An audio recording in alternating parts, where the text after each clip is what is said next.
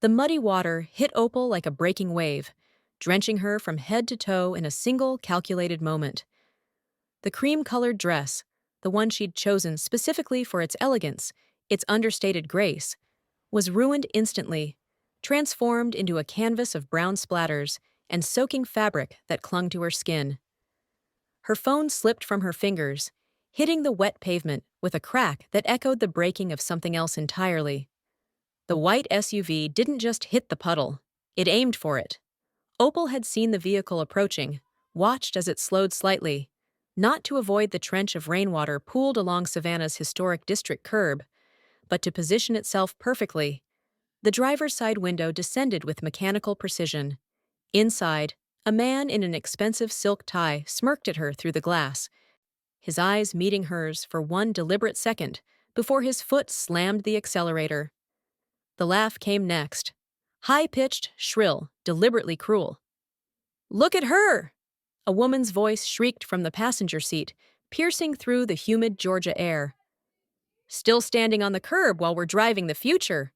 The SUV's tires kicked up another spray as it peeled away, the woman's cackle trailing behind like exhaust fumes.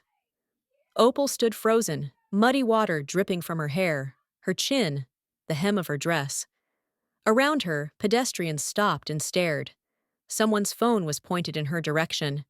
The humiliation wasn't just private. It was documented, witnessed, recorded for posterity. But Opal didn't cry.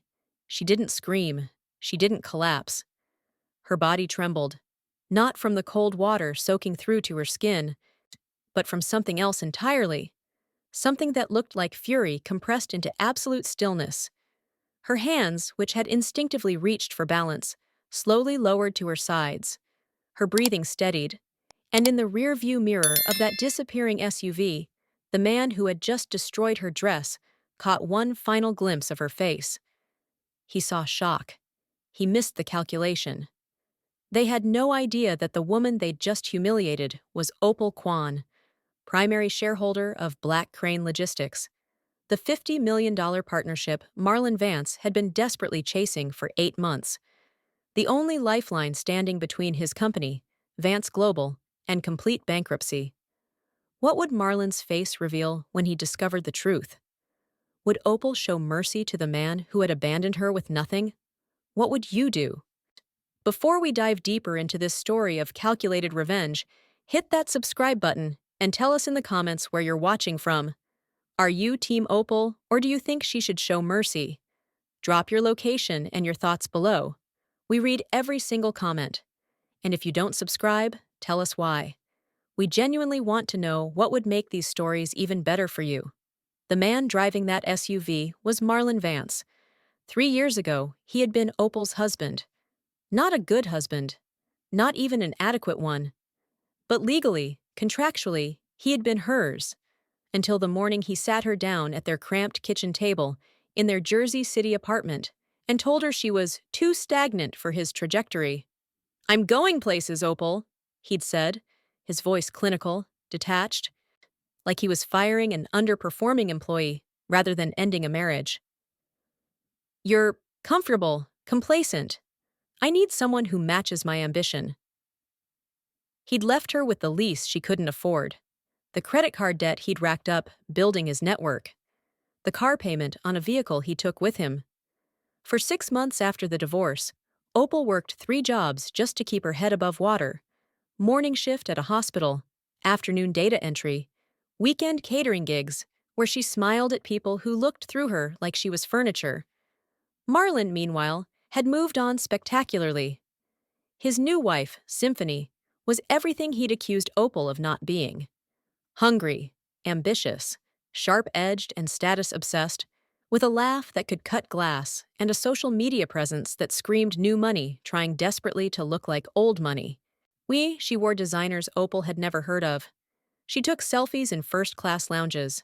She posted quotes about leveling up and cutting dead weight that Marlon would like and repost, each one a small knife twisted into the memory of what Opal had once been to him. Together, they were insufferable. Separately, they were dangerous, the kind of people who mistook ruthlessness for intelligence, cruelty for strength. And now, they were in Savannah, with a singular purpose: to secure a partnership with Kwon Beom-seok. Marlon had been chasing this deal for 8 months. 8 months of unanswered emails, of proposals submitted and rejected without explanation, of sleepless nights staring at his company's balance sheets and watching the numbers bleed red. Vance Global was drowning. The pivot to international logistics had been Marlon's big play. Nice his proof that he was more than a mid-level operations manager with delusions of grandeur.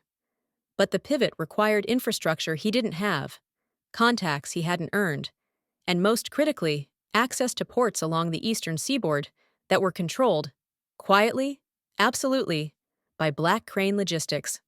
On paper, Black Crane was a shipping company. Legitimate, profitable, boring even in its corporate filings and quarterly reports. In reality, Black Crane was an empire, and its emperor was Kwon Beom-seok, a man the underworld called the Iron Tiger. Korean-born, Atlanta-raised, Seoul-educated, Beom-seok had built his reputation on two principles: absolute loyalty to those who earned it, and absolute destruction for those who betrayed it. He didn't make threats. He didn't need to. When Beom-seok decided you were a problem, you simply stopped being relevant.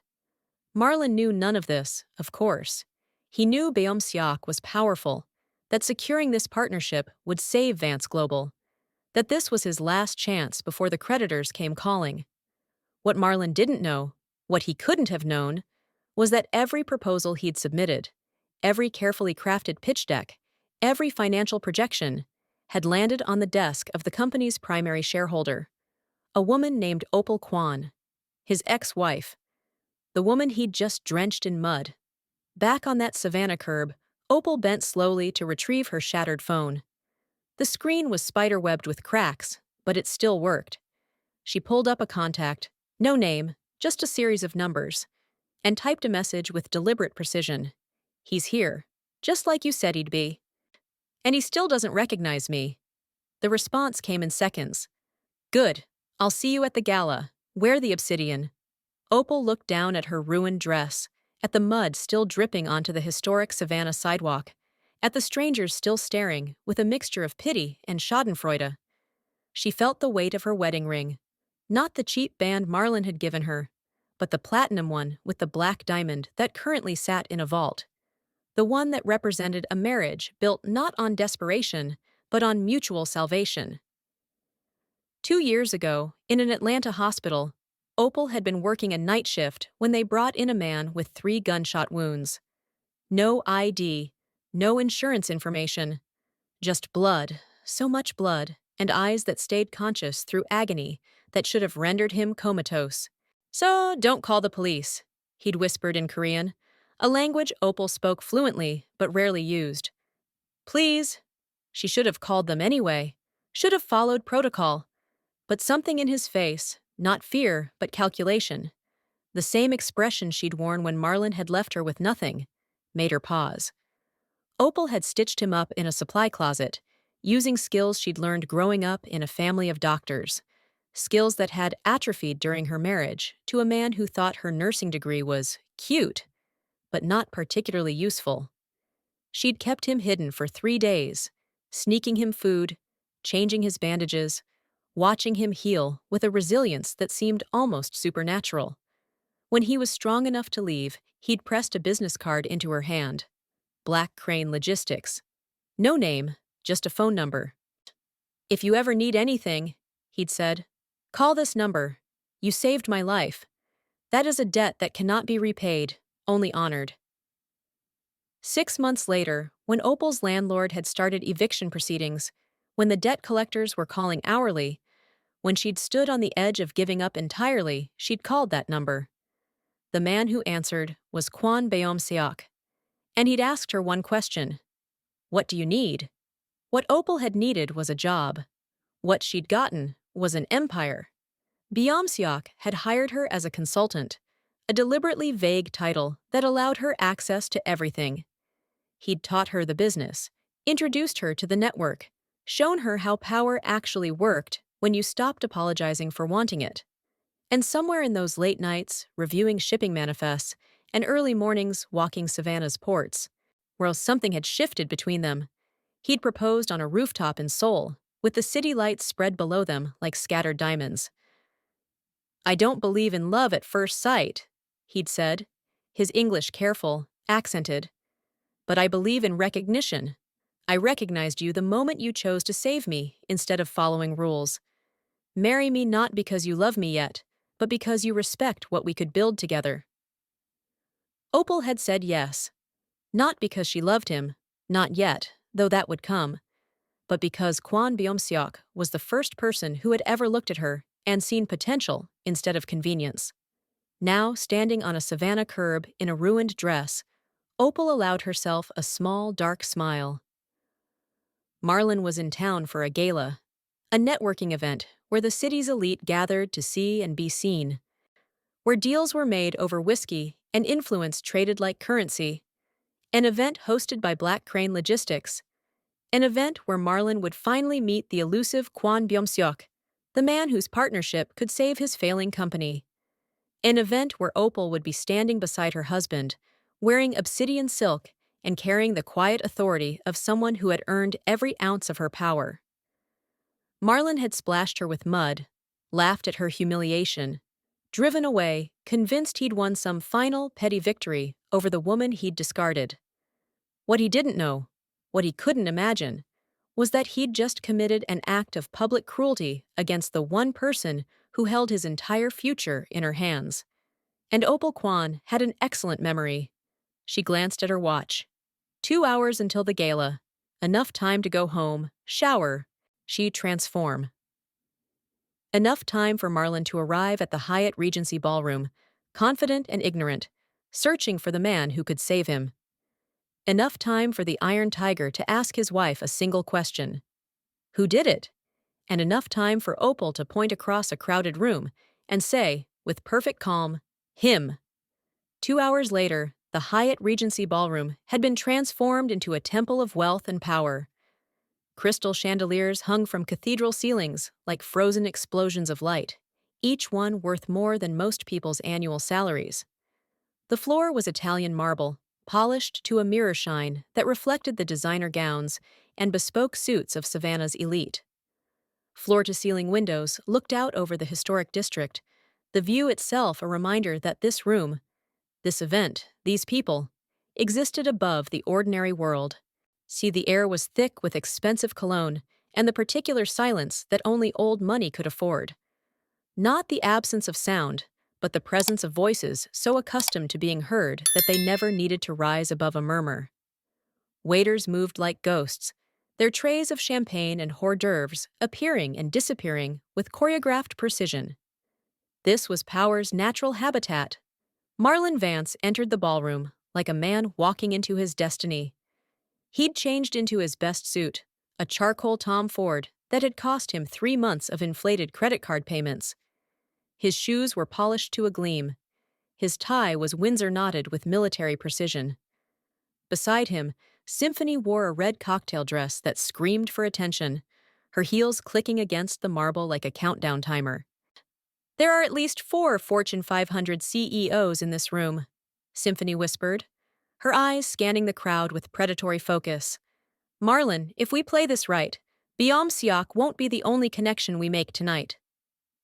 Marlon nodded, but his attention was singular. He hadn't spent 8 months, hadn't leveraged every asset, hadn't mortgaged his future for networking. He was here for one man. Kwon Byung-seok, the Iron Tiger, the man whose signature would transform Vance Global from a struggling logistics company into a legitimate player in international shipping. Marlon's eyes swept the ballroom, cataloging faces, dismissing irrelevance. A city councilman, a real estate developer, a federal judge. Important people, certainly, but not his people. Not tonight. And then he saw him. At the far end of the ballroom, Len, standing near the windows like he owned not just the room, but the view itself, was a man whose presence seemed to pull the oxygen from the air. Kwon Byung-seok wore a midnight blue suit that probably cost more than Marlon's car. The car he'd bought to look successful, to project the image of a man who belonged in rooms like this. The suit was cut with such precision that it seemed architectural, designed to make its wearer look not just wealthy, but inevitable.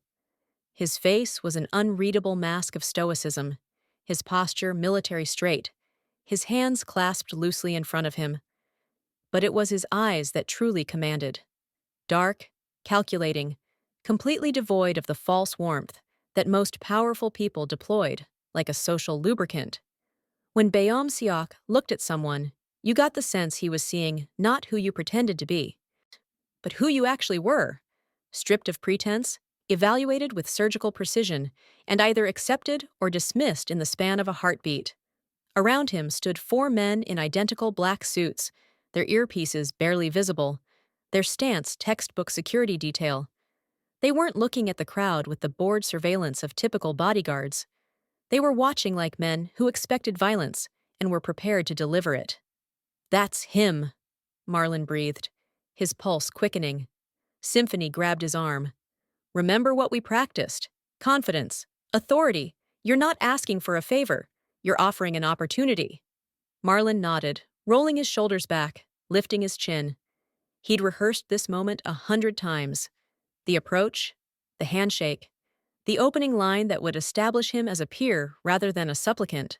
But he moved through the crowd with practiced ease, his smile calibrated to project friendly professionalism. As he walked, he passed a waiter, young, probably college-aged, struggling slightly with a tray of champagne flutes. "Watch it!" Marlon snapped as the waiter nearly brushed his shoulder. He didn't break stride, didn't acknowledge the kid's mumbled apology. In his peripheral vision, he caught Symphony's approving nod. "Good. Can't show weakness. Can't let anyone think you're the kind of man who apologizes to the help." They crossed the ballroom, and with each step, Marlon felt his confidence building. He'd earned this moment. 8 months of persistence, of refining his pitch, of positioning Vance Global as the scrappy underdog with unlimited potential. He was wearing the right suit, saying the right things, projecting the right energy. He was ready. Marlon stopped 3 feet from Kwon Baeom Seok, his hand already extending, his smile already deployed. "Mr. Kwon," he said, his voice pitched to carry authority without arrogance. "A pleasure to finally meet you in person. I'm Marlon Vance, CEO of Vance Global. We spoke via—" Baeom Seok didn't take his hand. He didn't even look at Marlon's face. His attention was fixed somewhere past Marlon's shoulder, toward the grand entrance of the ballroom. His expression, already unreadable, somehow became more so, as if he'd pulled a curtain across something that had been barely visible to begin with. Marlon's hand hung in the air, his smile starting to falter. Symphony shifted beside him, her own confidence wavering like a candle flame in a draft. "Mr. Kwon?" Marlon tried again, his voice climbing half an octave despite his best efforts. "So, I know you're a busy man, but I was hoping we could—" "You are late," Baeom-seok said. His voice was a low, melodic rumble that seemed to vibrate in Marlon's chest. It wasn't loud, but it carried the weight of absolute authority, the kind of voice that didn't need volume because it had never been ignored. But Baeom-seok wasn't talking to Marlon. Marlon turned, following the man's gaze, expecting to see another business associate, maybe a board member, maybe someone from Black Crane's executive team who had been delayed by traffic or too many drinks at the hotel bar. Instead, the crowd began to part. Not naturally, not casually, but with the deliberate choreography of people who recognized the presence of someone significant. Conversations stopped mid-sentence. Heads turned. The ballroom's ambient noise, that expensive murmur of the elite at leisure, dropped by several decibels. Walking toward them, moving through the parted crowd like a queen processing through her court, was a woman who looked like a celestial event. She wore a floor-length gown of obsidian silk that caught the light from the chandeliers and seemed to absorb it, turning illumination into shadow, transforming brightness into something darker and infinitely more compelling. The dress was cut with architectural precision, high-necked, long-sleeved, revealing nothing and somehow suggesting everything. Her hair was styled in an intricate crown of braids and pins, each strand precisely placed, the overall effect both regal and slightly dangerous. But it was her bearing that truly commanded attention. She didn't walk like someone entering a party. She walked like someone who owned the building, the city, the very air that everyone else was breathing. Her posture was perfect without being rigid. Her pace was measured without being slow. And her expression, calm, composed, almost bored, suggested that this room full of Savannah's most powerful people was merely one more obligation in a very long day. Marlon stared, his brain struggling to process what his eyes were seeing. Because he knew that face. He knew that walk. He knew the exact angle of that jawline, the specific arch of those eyebrows, the precise shade of those eyes that he'd once looked into across a kitchen table and called too stagnant for his future. Opal! The name fell out of his mouth like a stone dropping into still water. Symphony's hand tightened on his arm, her perfectly manicured nails digging into his expensive suit. What the hell is she doing here? The woman. Opal. It was definitely Opal, but somehow not the Opal that Marlon remembered, stopped walking when she was still 15 feet away. She didn't acknowledge Marlon, didn't even glance in his direction. Her attention was fixed entirely on Kwon Beom-seok, and something in her expression, something soft, something almost affectionate, transformed her face from merely beautiful into something that made Marlon's chest tighten with an emotion he couldn't name. I had an incident with the local wildlife, she said, her voice smooth as aged bourbon, rich with amusement, and something darker underneath. Nothing I couldn't handle. She closed the distance between herself and Beom-seok, and Marlon watched, his mouth dry, his heart hammering, his entire understanding of reality beginning to crack like ice under pressure, as the Iron Tiger's face underwent a transformation that seemed almost miraculous. The cold mask melted, the hard eyes softened, and Kwon Beom-seok, the man rumored to have personally dismantled 3 rival syndicates in Seoul, the man whose reputation was built on ruthless efficiency and absolute lack of mercy, reached out with a gentleness that seemed to violate the laws of physics and tucked a stray hair behind Opal's ear. His fingers lingered against her cheek. His eyes, those calculating, merciless eyes, looked at her with something that resembled worship. Are you hurt? He asked, his voice losing its hard edge, becoming something almost tender. My dignity more than my body, Opal replied, but both will survive. Beom-seok's hand moved to her shoulder, his thumb brushing across her collarbone in a gesture so intimate, so proprietary, that Marlon felt like he was watching something obscene. And then the temperature in the room seemed to drop 10 degrees. Who did it? Beom-seok asked. The tenderness vanished from his voice like someone had thrown a switch. What replaced it was something cold and sharp and absolutely terrifying, a promise of violence wrapped in professional courtesy, a threat that didn't need to be explicit because everyone in that ballroom, from the waiters to the CEOs, could feel it pressing down like atmospheric pressure before a storm. Opal's eyes finally moved from her companion's face. They landed on Marlon. She didn't look angry. She didn't look hurt. She looked like a scientist observing an insect under glass, interested in a detached, clinical way, like curious about what would happen when certain stimuli were applied. A man in a white SUV, she said, her voice carrying across the now silent ballroom. He seemed to be in quite a hurry, didn't even slow down when he saw the puddle. She paused, and something that might have been a smile flickered across her lips. Actually, I believe he's standing right here. If you're loving this moment of justice, smash that subscribe button. My Afro-Korean Boss Stories brings you the most satisfying revenge tales every single week. Don't miss what happens next. Hit subscribe now. And if you're not subscribing, drop a comment telling us why. We genuinely want to make these stories perfect for you. Symphony gasped, an actual theatrical gasp that would have been funny under different circumstances. Her face drained of color, transitioning from its carefully contoured glow to a sickly shade of gray that no amount of expensive foundation could hide. Her hand, still gripping Marlon's arm, began to tremble. Marlon's own hand, the one that had been extended in greeting and then forgotten, still hanging in the air like a broken promise, started to shake. His brain was struggling to reconcile two incompatible realities. The Opal he remembered, the one who had stood in their cramped Jersey apartment, looking small and defeated, and this woman, this queen in obsidian silk, who stood beside Kwon Byom-seok like she'd been born to occupy that exact space. Opal? The word came out strangled, desperate. What is this? What are you? He turned to Byom-seok, forcing his face into something resembling professional confusion. Mr. Kwon, there must be some mistake. This is my ex-wife. She's a nobody. The look Kwon Byom-seok gave Marlon stopped the words in his throat. It was the look a butcher gives a carcass. Not with hatred.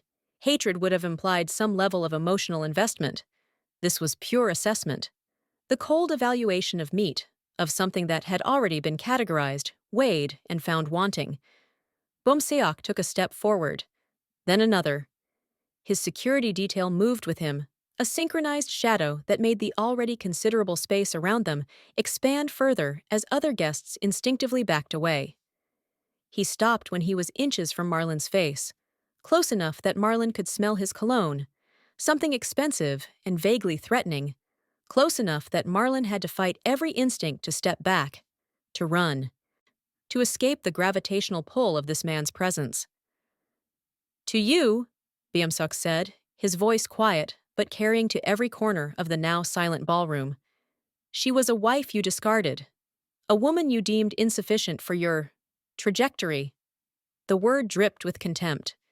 To me, she is the woman who saved my life when I was wounded in a hit in Atlanta 2 years ago. The woman who risked her career, her safety, her freedom to stitch my wounds in a hospital supply closet when calling the police would have been easier. Safer. The professional thing to do. He paused, letting each word land like a hammer blow. To the world, Byom-seok continued, his eyes never leaving Marlon's face. She is the primary shareholder of Black Crane Logistics. The ballroom might as well have been underwater. Marlon couldn't hear anything except his own heartbeat thundering in his ears. His vision tunneled. His lungs forgot how to process air. Primary shareholder? The words came out as a whisper, as if speaking them any louder would make them more real. I don't own the company, Marlon, Byom-seok said, and now he did step back, just far enough to make Marlon feel both relief and exposure. I manage it, for my wife. The word landed like a physical blow. Wife. Marlon's eyes darted to Opal's left hand. There, on her ring finger, sat a platinum band with a black diamond that probably cost more than every piece of jewelry he'd ever bought for her, for anyone, combined. How had he not seen it before? How had he looked at this woman and not recognized? You wanted a partnership, Byom-seok continued, his voice taking on an almost conversational tone that was somehow more terrifying than the cold fury. You've been sending proposals to Black Crane for 6 months, 23 proposals to be exact, each one more desperate than the last, each one promising us access to markets you don't control, relationships you don't have, capabilities you can't deliver. Marlon's knees threatened to give out. I didn't know she was reviewing them? Opal's voice cut through his stammering. She stepped forward, moving to stand beside her husband, her posture mirroring his, united, unified, unbreakable. Every single one of them landed on my desk, Marlon, the primary shareholder's desk, and I rejected every single one. She tilted her head slightly, studying him the way one might study a particularly interesting specimen in a museum. The first few I rejected on merit. Your proposals were sloppy, overpromising, built on infrastructure you didn't have, and connections you couldn't prove. But the later ones... She paused, and now something that definitely was a smile.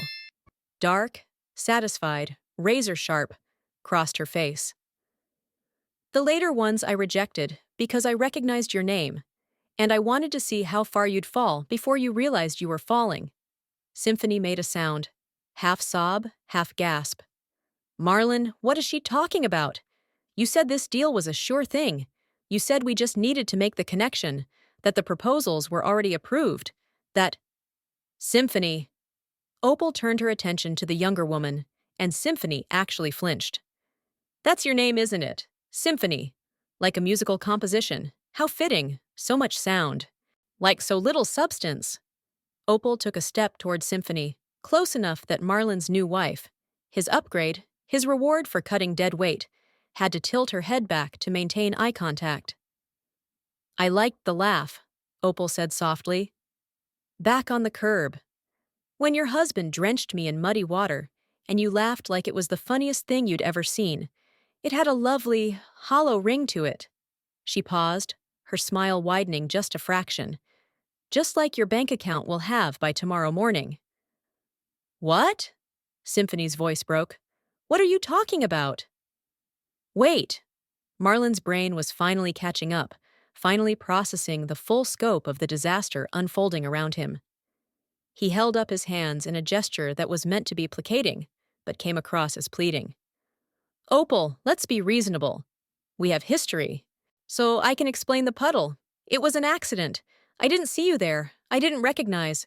The puddle was an accident, Opal agreed, her voice still maddeningly calm, still radiating that infuriating control. But the embezzlement wasn't. The word dropped into the ballroom like a grenade. Marlon froze. Actually froze, every muscle in his body locking simultaneously, his face going slack, with an expression that cycled rapidly through confusion, denial, and then, as the implications crystallized, pure, primal terror. I don't know what you're… You see, Opal continued, speaking over him as if he hadn't said anything at all. I knew you'd be coming to Savannah. I knew you'd be desperate enough to make one final push for this partnership. And I know you, Marlon. I was married to you for 3 years. So I know exactly the kind of man you are when you're desperate. She glanced at her husband. Byung-seok nodded once, a minimal gesture, and one of his security detail, a man who looked like he could break concrete with his forehead, stepped forward and produced a sleek silver tablet. The screen lit up, bright in the ballroom's carefully calibrated lighting. So I had my husband's associates look into Vance Global, Opal said, taking the tablet and turning it so Marlon could see. Really look into it, the kind of deep forensic analysis that proper due diligence requires. We found some interesting things. On the screen were bank statements, account numbers, transaction histories that Marlon recognized with the sick certainty of a man watching his own execution. Offshore accounts in the Cayman Islands, Opal narrated, her voice taking on the tone of a prosecutor presenting evidence. Registered under shell corporations that trace back to your personal LLC. Funds that should have been reported to the IRS but mysteriously weren't. Money that was supposed to be invested in Vance Global's operations but instead went to… She scrolled through the documents. A luxury SUV, a vacation property in the Hamptons that you can't afford. Symphony's engagement ring, 3 carats, princess cut, purchased with money you embezzled from your own company. Symphony made a choking sound. You said you got a bonus. You said… We also found, Opal continued, ignoring Symphony entirely, the documents you forged during our divorce, the ones where you hid your 401k by transferring it to an account under your mother's name. The ones where you claimed our marital assets were worth $40,000 when they were actually worth $340,000. The ones you used to ensure I walked away with less than half of nothing while you kept everything. Marlon's vision was blurring. His hands had gone numb. This couldn't be happening. This was impossible. Those accounts were hidden, protected, carefully structured to be invisible to anyone who wasn't looking with the resources of an international logistics company with connections to every financial institution in the Western Hemisphere. Opal finished, as if reading his thoughts. Yes, Marlon. Turns out it's very hard to hide money from people who move billions of dollars across international borders every single day. Beom-seok took the tablet back from his wife and turned it to show a different screen, this one showing a live feed from what appeared to be a security camera. The Hyatt Regency's front entrance. 2 Savannah Police Department vehicles, lights flashing. 4 officers climbing out and walking toward the hotel's main doors. "In the mafia," Beom-seok said, his voice dropping to barely above a whisper, forcing everyone in the ballroom to lean in, to strain to hear. "We have certain principles, certain codes. One of the most important is respect for family. A man who treats his first wife like trash, who steals from her, who leaves her with debt while he upgrades to a newer model." He paused, his eyes moving from Marlon to Symphony and back again. "That man cannot be trusted with a cargo ship. He cannot be trusted with a shipping route. He certainly cannot be trusted with a legacy." The ballroom remained silent. Even the waiters had stopped moving. Every eye was fixed on the scene unfolding in the center of the marble floor. The powerful man in the midnight blue suit, the woman in obsidian silk, and the 2 people whose entire world was collapsing in real time. "Mr. Kwon, please!" Marlon's voice broke. "I can explain. I can fix this. I can—" "You recognized her," Beom-seok said. "Back on that curb. You saw her face before you aimed your vehicle at that puddle. You recognized your ex-wife, and you made a choice. Not an accidental choice. Not a split-second decision. You deliberately positioned your vehicle, so deliberately accelerated, deliberately humiliated a woman you once promised to honor." He stepped closer again, and this time Marlon did step back, his expensive shoes slipping slightly on the polished marble. "That tells me everything I need to know about your character," Beom-seok finished. The ballroom doors opened. 2 police officers entered, their uniforms a stark contrast to the evening wear surrounding them. They moved through the crowd with the kind of authority that didn't need to be announced, their hands resting casually on their belts, their eyes scanning until they found what they were looking for. Symphony began to scream.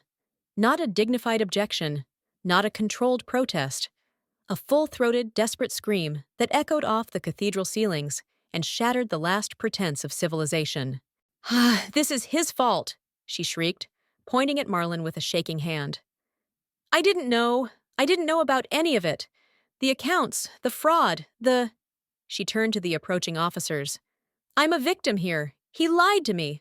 I thought the money was legitimate. I thought—" "Ma'am, you're going to need to calm down," one of the officers said, his hand moving from his belt to a more purposeful position. "Don't tell me to calm down." Symphony's voice climbed another octave. "Do you know who I am? Do you know what this will do to my reputation? I have a social media following. I have brand partnerships. I can't be arrested. I can't." The second officer moved to Marlon, who stood frozen, his face slack, his eyes unfocused. "Marlon Vance." Marlon didn't respond. Couldn't respond. He was watching Opal, watching the way she stood beside her husband, watching the way she looked at him, not with triumph, not with gloating satisfaction, but with something far worse. Indifference. The look one gives a stranger, a nobody. "Mr. Vance, I need you to turn around and place your hands behind your back." The words seemed to come from very far away. Marlon's body moved automatically, muscle memory from some distant part of his brain that was still functioning, while the rest of him tried to process the magnitude of his destruction. The handcuffs clicked onto his wrists with a sound that seemed impossibly loud in the silent ballroom. Opal reached into her clutch, a small, elegant thing that probably cost more than the entire outfit Marlon was wearing, and pulled out a small, mud-stained handkerchief. The one she must have used to wipe her face after he'd drenched her. The one she'd kept, deliberately, as evidence. She walked toward Marlon, her heels clicking against the marble with measured precision. She stopped in front of him, so close he could smell her perfume. Something sophisticated and expensive that he'd never smelled on her before, because the Opal he'd known couldn't afford perfume like this. She dropped the handkerchief at his feet. "Clean yourself up, Marlon," she said, her voice carrying across the ballroom with perfect clarity. You look like you've been dragged through the dirt. Are you loving this? Subscribe to my Afro-Korean Boss stories if you believe karma is real. If you don't subscribe, tell us why in the comments. We read every single one, and your feedback shapes our next stories. We genuinely want to know what would make these even better for you. The officers began to lead Marlon toward the ballroom doors, his expensive shoes dragging against the marble. Symphony followed, still screaming, her voice raw as she cycled through denial and blame. I want a lawyer! Marlon, tell them I didn't know anything. But Marlon wasn't listening. He was staring at Opal with an expression beyond fear, the look of someone watching their entire reality collapse. Opal leaned into Beomseok's side, her voice carrying across the silent ballroom. Beomseok, dear, did you handle the car? Beomseok's hand moved protectively to her back. The SUV has been repossessed. The bank was very cooperative. They'll be walking to the station. Symphony's scream reached a new pitch. Walking? It's 3 miles. In these heels? The officers reached the doors, and one turned to address the crowd. Folks, we apologize for the disruption. Please continue your evening. A string quartet began playing, transforming the arrest into merely an interruption. The crowd dispersed, conversations resuming with practiced ease. This was Savannah's elite. They'd seen fortunes lost before. But Marlon found his voice. Opal, please. We can fix this. I can pay you back. The divorce money, the debt, all of it. Just give me a chance. Opal tilted her head, considering. For one brief moment, Marlon allowed himself hope. You know what's interesting, Marlon? Opal took a step toward him. When you left me, when you called me too stagnant, I was devastated. Not because I loved you, but because I believed you. I saw exactly what you said. Comfortable, complacent, unambitious. She maintained careful distance. For months, I worked 3 jobs, ate ramen, wore the same 5 outfits, and every day I wondered if you were right about me. Her voice hardened. But then I saved a man's life, and he didn't see me as stagnant. He saw potential, capability, someone worth building with. Opal glanced at Beomseok, who watched with quiet devotion. So, here's what's interesting. You were right about one thing. I was too stagnant for your trajectory. Because your trajectory was always going to end here, in handcuffs, in ruins, and I was never going to follow you down. Marlon's mouth opened, but no words came. As for making it right. Opal's voice dropped. Marlon, you can't. What you stole wasn't just money. It was 3 years of my life, my confidence, my belief that I deserved basic human dignity. She pulled out a folded paper. This is our divorce settlement, the one where you claimed our assets were worth $40,000 while hiding $300,000, the one where you forged documents to ensure I got nothing. She refolded it precisely. I've had this for 6 months, since my husband's accountants found your offshore accounts. I could have destroyed you quietly, but I wanted you to know. I wanted you to see my face when it happened. Symphony had stopped screaming, mascara running down her face. You're a monster, she whispered. Opal's eyebrows rose. Am I? For holding accountable a man who stole from me, humiliated me, treated me like garbage. She addressed the entire ballroom. Marlon Vance believes he's a victim, that this is unfair. Maybe some of you think the same thing. The room went silent. But here's what happened. 2 hours ago, this man saw me on a curb. He recognized me, his ex-wife, and he made a choice. He positioned his vehicle, aimed for the puddle, and accelerated. Deliberately, with his wife laughing, because he wanted to prove he'd won our divorce. She paused. That moment tells you everything about his character. Not the embezzlement or fraud. The puddle. Because it was unnecessary cruelty, and cruelty for its own sake is the truest measure of who someone is. Marlon felt tears burning, not remorse, but rage at the unfairness. The numbers don't lie, Mr. Vance, Beomseok said. Your company is $2.3 million in debt. 14 employees will lose jobs when Vance Global files for bankruptcy next week. Vendors won't be paid. Clients won't receive shipments. He stepped forward. All of that was already happening.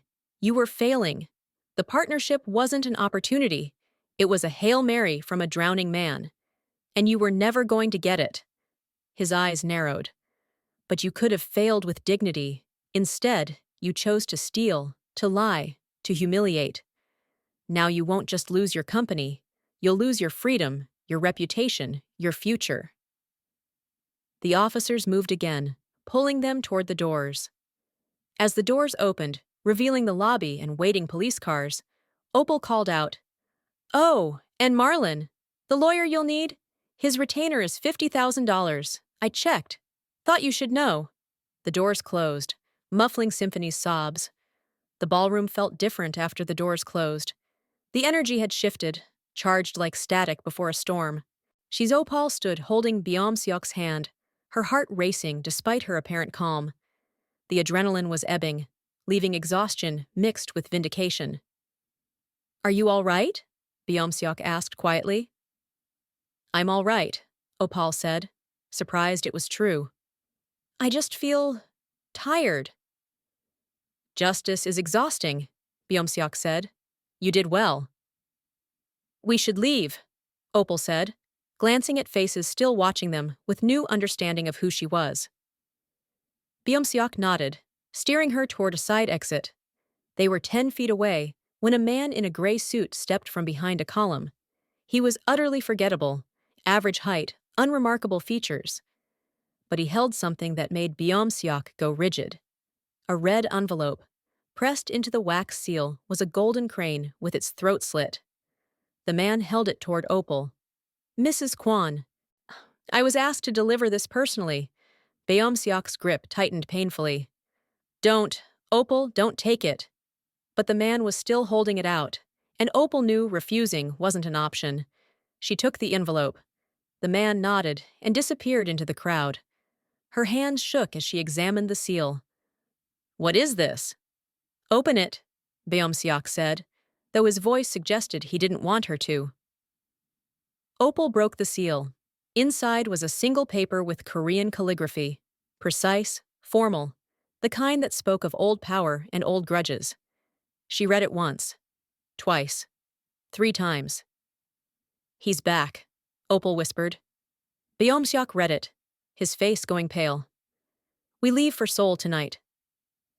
Around them, the gala continued.